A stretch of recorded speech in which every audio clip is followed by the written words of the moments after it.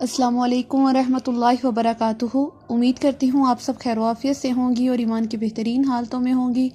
अल्लाह ताला आप तक आने वाले हर शर को खैर में बदल दे, आमीन। आज का हम अपना सबक स्टार्ट करते हैं सूरतुल बकरा की आयत नंबर 189 से। औज़ु बिल्लाहि मिनश शैतानिर रजीम। मैं पनाह मांगती हूँ अल्लाह की शैतान मरदूद के शर से। बिस्मिल्लाहिर रहमानिर रहीम। शुरू अल्लाह के नाम से जो बड़ा मेहरबान नहायत रहम करने वाला है। यसअलूनका सवाल करते हैं आपसे, अनिल अहिल्ला चांद के बारे में। कौन सवाल करता है? सहाबाई कराम। किस बारे में सवाल कर रहे हैं? चांद के बारे में, हिलाल के बारे में। चूँकि दौरे जाहिलियत में जो लोग थे वो चांद के बढ़ने और घटने को देखते थे और कहते थे कि ये हमारा देवता है, उसको पूछते थे और उससे अपने ही खुद साख्ता उन्होंने अंदाजे लगाए हुए थे। कुछ को उन्होंने बदशुगन माना हुआ था, कुछ को उन्होंने इस तरह यानी अपनी अपनी रवायात के मुताबिक वो अपनी ज़िंदगी गुजार रहे थे। तो जो सहाबा इकराम थे, अब उन्होंने क्या सवाल किया? चांद के बारे में कि जो चांद कम होता है, बढ़ता है, इसका क्या मतलब है? कुल कह दीजिए, हिया ये मवाक़ीतु औकात हैं, यानी वक्त के औकात हैं, लिन्नासी वास्ते लोगों के, वल हज्जी और हज के। अल्लाह ताला ने फरमाया कुल कह दीजिए पैगंबर, क्या कह दीजिए? हिया मवाक़ीतु, ये औकात हैं। ये आपको वक्त के बारे में बताता है, ये महीनों के बारे में बताता है। चांद का बढ़ना और घटना ये आपको महीनों के बारे में बताता है। अब आप देखते होंगे कि जैसे हमने रमज़ान के रोज़े रखने हों तो हम ख़ास तौर पर चांद को देखते हैं। चांद को देखकर ही मुसलमान जो है वो रोज़ा रखते हैं, चांद को देख के ही वो ईद करते हैं। और यहाँ पे स्पेसिफिक हज का क्यों जिक्र किया गया? क्योंकि हज एक ऐसी इबादत है कि 9 ज़िलहज को योम अरफात में जब सब मौजूद होंगे तभी हज होगा। अगर कोई 8 को आज यानी अगले पिछले महीनों में आता है, 2 दिन बाद आता है, तीसरे दिन आता है, तो उसका हज नहीं होता। तो अल्लाह ताला यहाँ पे फरमाते हैं कि ये जो चांद है ये महज किस लिए? एक तो आसमान पर खूबसूरती बनाने के लिए, रोशनी के लिए, और तीसरा इसका क्या काम था कि ये लोगों को वक्त के औकात बताता है। चांद का बढ़ना और घटना ये महीनों के बारे में तुम्हें बताता है कि आज इतने महीने हो गए। हुर्मत वाले महीनों के बारे में बताता है, रमज़ान के महीने के बारे में बताता है, हज के महीने के बारे में बताता है। वलैसल बिर्रु, और नहीं है नेकी, बि अन तातु, ये कि तुम आओ, बियूता घरों को, मिन ज़ुहूरिहा, इसकी पुश्तों से। अल्लाह ताला फरमाते हैं कि ये बिल्कुल भी नेकी की बात नहीं है कि जब तुम घरों पर आओ और उसकी पुश्तों से दाखिल हो। इससे मुराद क्या था कि दौरे जाहिलियत में जब लोग एहराम बांध लेते थे तो एहराम जब बांधा हो तो मर्दों के लिए हुक्म है ना कि वो सर को ना ढांपे। तो इन लोगों ने क्या किया कि ये बिल्कुल भी किसी भी सायादार चीज़ के नीचे नहीं आते थे। इनको ये था कि अल्लाह ने हुक्म दिया है कि सर को ढांपना नहीं है, तो वो लिहाजा किसी भी साइबान के नीचे नहीं आते, किसी शेड के नीचे नहीं आते। और किसी ज़रूरत के तहत अगर इनको घर में दाखिल होना पड़ता तो वो क्या करते? दरवाज़ों से ना आते, बल्कि घर के पिछले दरवाजे से, यानी दीवारें फैलांग कर आते या पीछे से खिड़कियों में से आते। तो आपने भी देखा होगा जब हम आम घरों में हम बात करते हैं इसकी कि जब बच्चे पिछले दरवाजे से आ रहे होते हैं या खिड़कियां से आ रहे होते हैं या जो है दीवारों से फलांग कर आ रहे होते हैं, तो आमतौर पर हमारा क्या मुहावरा होता है कि ये तुम क्या उल्टे काम कर रहे हो, सीधे आओ, दरवाजे से आओ, तभी हम दरवाज़ा खोलेंगे, तभी तुम घर में दाखिल हो सकोगे। तो यहाँ पे भी अल्लाह ताला इनको यही बात बता रहे हैं कि लोग समझते थे कि इन चीज़ों से हम नेकी कर रहे हैं।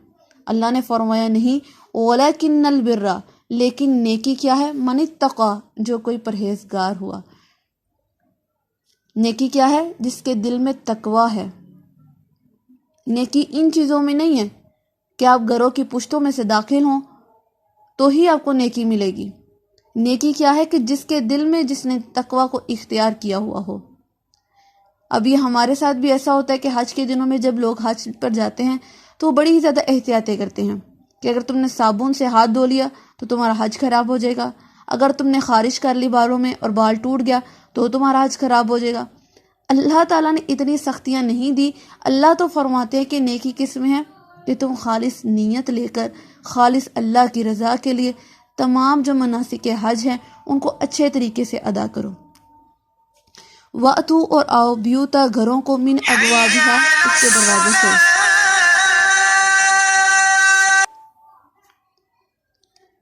یعنی اگر تم نے گھروں کو آنا ہی ہے، کسی ضرورت کے تحت تمہیں گھر میں آنا پڑتا ہے تو تم کیا کرو، اس کے دروازوں سے آؤ۔ وَاتَّقُوا اللَّهَ اور ڈرو اللہ سے، اللہ سے ڈرتے رہو، ہر کام میں اللہ سے ڈرتے رہو، لعلکم تاکہ تم تفلحون فلاح پا سکو۔ وقاتلوا اور لڑو، یہاں پہ جنگ کی بھی بات کی جا رہی ہے، جہاد کی بھی بات کی جا رہی ہے۔ وقاتلوا اور لڑو، جنگ میں مخالف جو ہوتے ہیں ان سے لڑنا پڑتا ہے، ایک دوسرے سے لڑے ہوتے ہیں، تو یہاں پہ انہی کی بات کی جا رہی ہے۔ وقاتلوا اور لڑو فی سبیل اللہ اللہ کی راہ میں، الذین ان لوگوں سے، یقاتلونکم جو تم سے لڑتے ہیں۔ حکم آیا کہ لڑو، لیکن ساتھ ہی اللہ نے بتا دیا کس سے لڑنا ہے، جو تم سے لڑے ہیں، اور جو نہیں لڑتے ان کو نہیں مارنا۔ کون نہیں لڑا؟ بیمار، بوڑھے، بچے، عورتیں۔ اگر وہ آگے نہیں آتے، وہ تم سے نہیں لڑتے تو تم نے ان کو نہیں مارنا۔ وَلَا تَعْتَدُوا اور نہ حد سے گزرو۔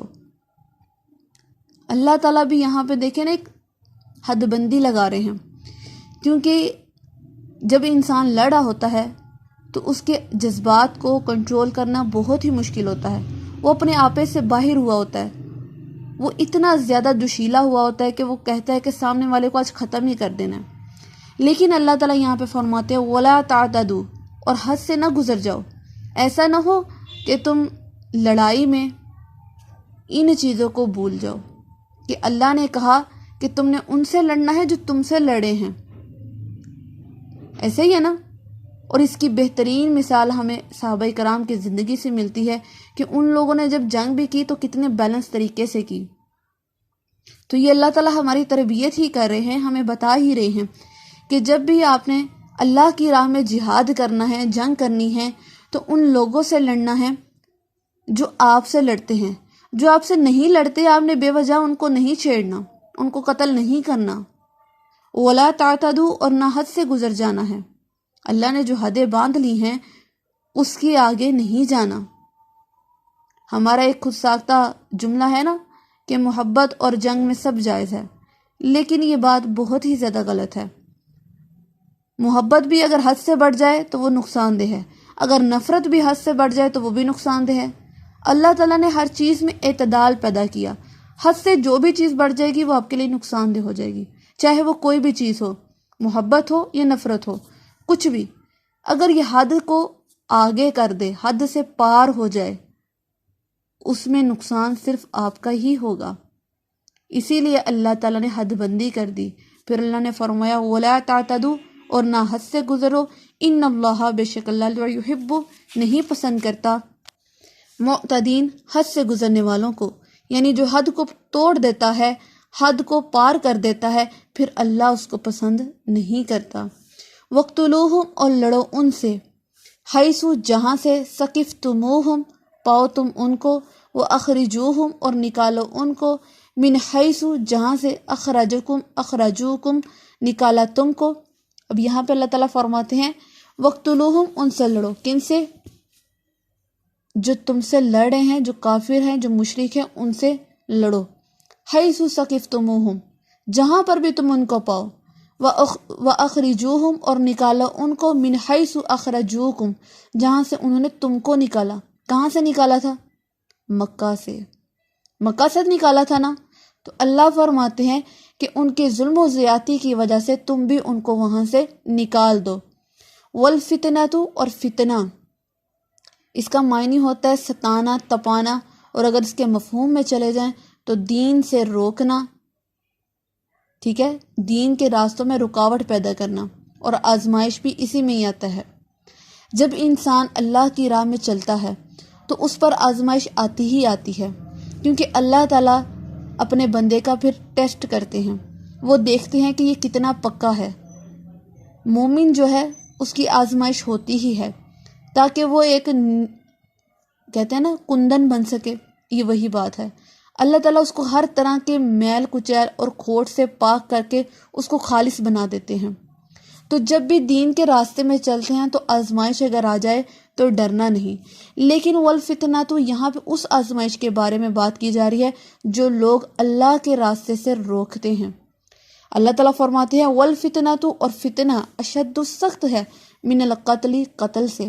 قتل جو ہے وہ بھی بہت ہی ناپسندیدہ عمل ہے، لیکن فرمایا جو فتنہ کرتا ہے، جو مومنوں کو ستاتا ہے، جو مومنوں کو تپاتا ہے، مومنوں کو دین کے راستے سے روکتا ہے، یہ عمل اس سے بھی زیادہ خطرناک ہے. پہلے تم فتنے کو ختم کرو. اللہ فرماتے فتنہ سخت ہے قتل سے. ٹھیک ہو گیا. وَلَا تُقَاتِلُوهُمْ، اور نہ لڑو ان سے عند المسجد الحرام، مسجد حرام کے نزدیک، یعنی حرم کے نزدیک تم کسی سے بھی جنگ نہ کرو، چاہے تمہیں اپنا دشمن وہاں مل ہی کیوں نہ جائے، لیکن تم ادھر اس کو قتل نہیں کر سکتے. حتیٰ یہاں تک کہ، اب یہاں پہ اللہ فرماتے حتیٰ یہاں تک کہ یقاتلوکم، اگر وہ لڑیں تم سے، یعنی یقاتلوکم لڑیں تم سے، فیہی بیچ اس میں، کس میں؟ حرم پاک میں. اگر وہ بیت اللہ میں آ کر تم پر حملہ کرتے ہیں، مسجد حرام کی نزدیک میں، ان کی حدود میں آ کر تم سے جنگ کرتے ہیں، تو کیا کرنا ہے؟ فَإِن قَاتَلُوكُمْ، پس اگر قتل کریں تم کو، یعنی لڑیں تم سے، فَاقْتُلُوهُمْ، پس لڑو تم بھی ان سے. اگر وہ باز نہیں آتے، مسجد حرام کی حدود میں تم سے لڑتے ہیں، تو تم پھر پیچھے نہ ہٹو، تم بھی پھر ان پر وار کرو. جیسے وہ تم سے لڑے ہیں ویسے ہی تم ان سے لڑو. کذالک، اسی طرح، جزاؤ، بدلہ ہے، کافرین، کافرین کا، یعنی اللہ تعالیٰ فرماتے ہیں اسی طرح ہم کافروں کو ان کا بدلہ دیتے ہیں. اللہ نے یہاں پہ حد بتا دی تھی. پہلے کہا کہ جہاں پر بھی تم ان کو پاؤ ان کو قتل کرو. پھر اللہ نے فرمایا مسجد حرام کے نزدیک تم لڑو نہ، وہاں پر کوئی جھگڑا فساد نہ کرو. لیکن اگر دشمن جو ہے مسجد حرام کی حدود میں آ کر تم سے لڑتا ہے تو تم پھر پیچھے نہ ہٹو، ان سے اس حد تک لڑو جہاں تک وہ لڑتے ہیں. ٹھیک ہے. پھر اللہ تعالیٰ فرماتے ہیں کہ اسی طرح اللہ تعالیٰ کافروں کو ان کا بدلہ دیتا ہے. فَإِنِ انْتَهَوْا، پس اگر وہ باز آ جائیں، اگر وہ باز آ جاتے ہیں، اپنی اصلاح کر لیتے ہیں، تم سے جنگ نہیں کرتے، تمہارے ساتھ امن کا وعدہ کر لیتے ہیں، فَإِنَّ اللَّهَ، پس بے شک اللہ، غفور الرحیم، بخشنے والا اور رحم کرنے والا ہے. اللہ اکبر. جب یہ آیات آتی ہیں تو یقین کریے ایسے لگتا ہے کہ پہلے تو کتنا زیادہ جلال اللہ تعالیٰ اپنا دکھا رہے تھے، ساتھ ہی کتنی نرمی آ گئی. اگر ہم پہلی آیات کو دیکھیں تو ہم دیکھ کے کہیں گے کہ اسلام میں تو کہا جہاں بھی تم پاؤ اس کو مارو، کاٹو، یہ قتل و غارت کا سین بتایا جا رہا ہے. لیکن ساتھ ہی دیکھیں اللہ تعالیٰ تو دشمن کے ساتھ بھی نرمی کا کہہ رہے ہیں کہ اگر وہ تم سے باز آ جاتے ہیں، اگر وہ تم سے باز آ جاتے ہیں، اصلاح کر لیتے ہیں، دین اسلام میں داخل ہو جاتے ہیں، تو جنہوں نے اتنا ستایا، جنہوں نے دین کے راستے میں اتنی رکاوٹیں پیدا کی، اگر وہ اپنی اصلاح کر لیتے ہیں تو اللہ فرماتے ہیں یہ تمہارے دینی بھائی ہیں. جب وہ اسلام میں داخل ہو گئے تو ان کے پچھلے تمام گناہوں کو اللہ نے معاف کر دیا. اللہ غفور الرحیم ہے. سبحان اللہ. ہے کوئی ایسا دین کہ جس میں داخل ہوتے ہی ہمارے تمام پچھلے گناہ معاف کر دیے جائیں؟ یہ جو رب ہمیں کہے کہ تم ایک دفعہ میری طرف آ کر تو دیکھو، میں تمہارے لیے تمام چیزوں کو آسان کر دوں گا اور میں خود تمہاری بخشش کروں گا، میں تمہارا ساتھ دوں گا. الحمدللہ کہ اللہ نے ہمیں مسلمان پیدا کیا. وقاتلوہم، اور لڑو ان سے، حتیٰ یہاں تک کہ لا تکون، نہ رہے، فتنۃ، فتنہ. اللہ نے فرمایا نا قتل سے سخت ہے فتنہ. پھر اللہ یہاں پہ یہی فرماتے ہیں ان سے تب تک لڑو جب تک فتنہ باقی نہ رہے. وَيَكُونَ الدِّينُ، اور رہے دین، للہ، اللہ کا، یعنی فتنے کو ختم کر دو اور اللہ کا دین جو ہے وہ ہر طرف پھیلا دو، اللہ کا دین غالب آ جائے اور فتنہ جو ہے وہ ہار جائے. کہیں پہ بھی نہ رہے فتنہ، باقی نہ رہے، ہر طرف سے مٹ جائے فتنہ. فَإِنِ انْتَهَوْا، پس اگر وہ باز آ جائیں. پھر اللہ فرماتے ہیں فَإِنِ انْتَهَوْا، پس اگر وہ باز آ جائیں، فَلَا عُدْوَانَ، پس نہ زیادتی کرنا. پھر اللہ فرماتے ہیں کہ جب تم ان پر غالب آ جاؤ اور وہ تم سے جنگ سے پرہیز کریں، باز آ جائیں، پھر تم نے ان کے ساتھ زیادتی نہیں کرنی، الا مگر علی الظالمین، اوپر ظالموں کے، لیکن جو شخص ظالم ہے اس کو تم نے پھر بھی قتل کر دینا ہے۔ جیسے جنگ بدر میں 2 قیدیوں کو قتل کیا کیونکہ وہ ظالم تھے، ان کو اسلام کی دعوت بھی دی گئی لیکن پھر بھی انہوں نے نہ اسلام قبول کیا۔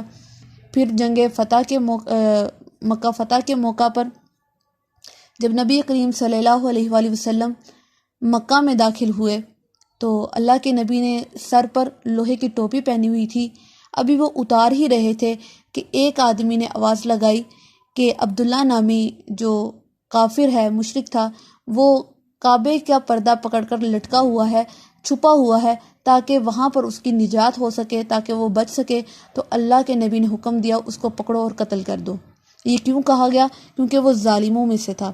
تو اللہ تعالیٰ فرماتے ہیں اگر وہ تم سے جنگ سے باز آ جائیں، تم نے زیادتی نہیں کرنی، لیکن جو ظالم ہیں ان کو پکڑ پکڑ کے مارنا ہے۔ الشہر مہینے، حرام حرمت والے، بالشہر الحرامی بدلے حرمت والے مہینے کے۔ حرمت والے مہینے کون سے ہیں؟ 4 مہینے ہیں، ذی القعدہ، ذی الحج اور محرم اور رجب۔ یہ 4 مہینے ہیں جو حرمت والے مہینے ہیں، جس میں اللہ تعالیٰ نے جنگ کرنے سے منع کیا۔ والحرمات، اور حرمتوں کا قصاص بدلہ ہے۔ حرمتوں کا کون سی حرمتیں؟ ایک یہ مہینے اور دوسری بیت اللہ، کہ اللہ تعالیٰ فرماتے ہیں کہ اگر کوئی بیت اللہ کی عزت کو پامال کرتا ہے، اس کے خلاف کھڑا ہوتا ہے تو اس کا بھی بدلہ ہے، ٹھیک ہے، اس سے بھی جہاد کرو، جنگ لڑو۔ فمن اعتدی، پس جو کوئی زیادتی کرے، علیکم، تمہارے ساتھ، جو کوئی تم سے زیادتی کرتا ہے، فاعتدوا، پس زیادتی کرو، علیہ، اس کے ساتھ، بمثلہ، مانند، ما اعتدی، جتنی زیادتی کی، علیکم، اوپر تمہارے۔ اللہ فرماتے ہیں کہ اگر کوئی تم سے زیادتی کرتا ہے تو تم نے بھی اس کے ساتھ ویسا ہی سلوک کرنا ہے جیسا اس نے کیا تھا، ٹھیک ہے، لیکن یہ نہ ہو کہ تم حد سے بڑھ جاؤ۔ یہاں پہ بھی اللہ نے پابندی لگا دی کہ دشمن نے اگر، جیسے مثال کے طور پر، یہ میں اپنی ہم عام زندگی کی مثال دینے لگی ہوں، کہ جیسے لڑائی میں کوئی کسی کو ایک تھپڑ مارتا ہے تو بدلے میں جو دوسرا ہے وہ بھی ایک تھپڑ ہی مارے۔ اگر وہ 2 مار دیتا ہے، 7 مکے بھی مار دیتا ہے، تو اس نے پھر زیادتی کی، ٹھیک ہے۔ اب یہاں پہ اللہ تعالیٰ یہی فرماتے ہیں کہ جو کوئی تم سے زیادتی کرتا ہے بس تم بھی اتنی ہی زیادتی کرو جتنی اس نے تمہارے ساتھ کی تھی، تم بھی اس کے ساتھ اتنا ہی لڑو جتنا وہ تمہارے ساتھ لڑا تھا، اس کا نقصان اتنا ہی کرو جتنا اس نے تمہارا کیا تھا۔ یہ نہ ہو کہ غصے میں آ کر تم اس کا سارا کچھ ہی برباد کر دو، اس نے کم تمہارا نقصان کیا اور تم انتقام کی آگ میں اس کا سب کچھ ہی برباد کر ڈالو۔ واتقوا اللہ، ڈرو اللہ سے۔ اللہ تعالیٰ فرماتے ہیں اللہ سے ڈرتے رہو ہر معاملے میں۔ یہ جو جملہ ہے جنگ میں سب جائز ہے، ایسا کچھ بھی نہیں ہے۔ قرآن پڑھیں تو قرآن ہماری تربیت کرتا ہے، ہمیں بتاتا ہے کہ جنگ میں داخل ہونے کے، وہاں پر جانے کے کیا کیا طریقے ہیں، کس طرح ہم نے وہاں پر جانا ہے اور کیسے کیسے چیزوں کو اپنانا ہے، ٹھیک ہے۔ وَاعْلَمُوا، اور جان لو، ان اللہ، یہ کہ اللہ، مع المتقین، پرہیزگاروں کے ساتھ ہے، متقی لوگوں کے ساتھ ہے۔ اللہ تعالیٰ فرماتے ہیں جو اپنے غصے پر قابو پا لیتا ہے، جو اللہ تعالیٰ نے بتائے کام ہیں ان پر عمل کر لیتا ہے اور جن کاموں سے بچنے کی تلقین دی اس سے پرہیز کر لیتا ہے، تو اللہ فرماتے ہیں اللہ اس کے ساتھ ہے۔ کتنا خوبصورت ساتھ ہے کہ اللہ خود فرماتے ہیں کہ جس نے پرہیزگاری کی اللہ اس کے ساتھ ہے۔ اب ہم نے اپنا معائنہ کرنا ہے، ہم نے اپنا محاسبہ کرنا ہے کہ ہم کتنے پرہیزگار ہیں، ہم جنگ میں، غصے میں کس حالت میں ہوتے ہیں کہ ہم اپنے جذبات کو کنٹرول کر پاتے ہیں کہ نہیں کرتے۔ اگر ہم کر لیتے ہیں تو یہ ویل اینڈ گڈ ہے، اگر نہیں کرتے تو ہمارے لیے قابل فکر ہے کہ ہم فکر کریں اپنی بات کے لیے، اپنے خیالات کے لیے، اپنی سوچوں کے لیے اور اپنے رویوں کے لیے، کہ غصے میں ہم لوگ کیا کچھ کر جاتے ہیں۔ تو اسلام جو ہے، یہ قرآن جو ہے ہماری تربیت کے لیے آیا ہے تاکہ ہم اس کو پڑھیں اور اس سے کچھ نہ کچھ حاصل کریں، اگر ہم اس کو پڑھتے ہیں سمجھتے ہیں تو عمل کرنا پھر ہمارا فرض ہے کہ جو قرآن ہمیں حکم دیتا ہے ہم اس کی بات پر عمل کریں، جس سے بچنے کی تلقین دیتا ہے ہم اس سے بچیں۔ تو یہاں پہ بھی اللہ تعالیٰ ہر جگہ جگہ پر مسلمان کی تربیت ہی کر رہا ہے اور اس کو بتا رہا ہے کہ کافر کے ساتھ بھی تم نے انصاف کرنا ہے، زیادتی نہیں کرنی۔ جتنا کافر نے تمہارے ساتھ ظلم کیا تم نے بھی اتنا ہی کرنا ہے، حد سے نہیں بڑھنا۔ وَأَنفِقُوا اور خرچ کرو فی سبیل اللہ، اللہ کی راہ میں، وَلَا تُلْقُوا اور مت ڈالو بِأَيْدِكُمْ اپنے ہاتھوں کو، إِلَى التَّهْلُكَةِ ہلاکت کی طرف، وَأَحْسِنُوا اور نیکی کرو، إِنَّ اللَّهَ بے شک اللہ يُحِبُّ پسند کرتا ہے محسنین نیکی کرنے والوں کو۔ یہاں پہ حضرت ایوب انصاری کہتے ہیں کہ آیت یہ والی ہمارے لیے اتری جب اسلام مضبوط ہو گیا، مسلمانوں کے اور زیادہ مددگار ہو گئے، مسلمانوں کو فتح ہونی شروع ہو گئی، مال غنیمت اکٹھا ہونی شروع ہو گئی، تو یہ جو انصار تھے انہوں نے آپس میں ایک بات طے کی۔ کیا بات طے کی؟ انہوں نے کہا کہ ہم نے مسلمانوں کی بہت زیادہ مدد کی، ہم نے اپنی تمام جو جمع پونجی تھی، اپنا مال، سب کچھ اسلام میں لگا دیا اس کو مضبوط کرنے کے لیے، لیکن اب اسلام تھوڑا مضبوط ہو گیا ہے، اس کے پیر جم گئے ہیں، تو لہٰذا اب ہم اپنے مال کو خرچ نہیں کریں گے، ہم اپنی معیشت کو سنبھالنا شروع کریں گے، اکٹھا کرنا شروع کریں گے۔ تو یہاں پہ اللہ تعالیٰ نے جب آیت اتاری تو یہ انہی لوگوں کے لیے تھی۔ اللہ فرماتے ہیں وَأَنفِقُوا فِي سَبِيلِ اللَّهِ، اپنے مالوں کو اکٹھا نہ کرو بلکہ کیا کرو، اللہ کی راہ میں خرچ کرو، وَلَا تُلْقُوا بِأَيْدِيكُمْ إِلَى التَّهْلُكَةِ اور اپنے ہاتھوں کو ہلاکت میں نہ ڈالو، مطلب کہ اپنی دولت کو، اپنے پیسوں کو اکٹھا نہ کرنا شروع کر دو۔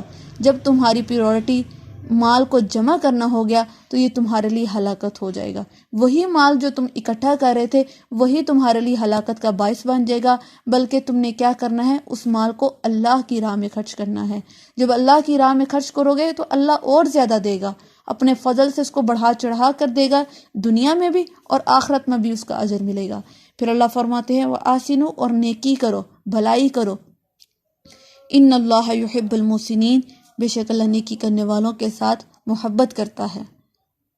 کتنا ہی خوبصورت لفظ ہے کہ اللہ فرماتے ہیں کہ جو نیکی کرتا ہے، احسان کرتا ہے، اللہ اس کو پسند کرتا ہے۔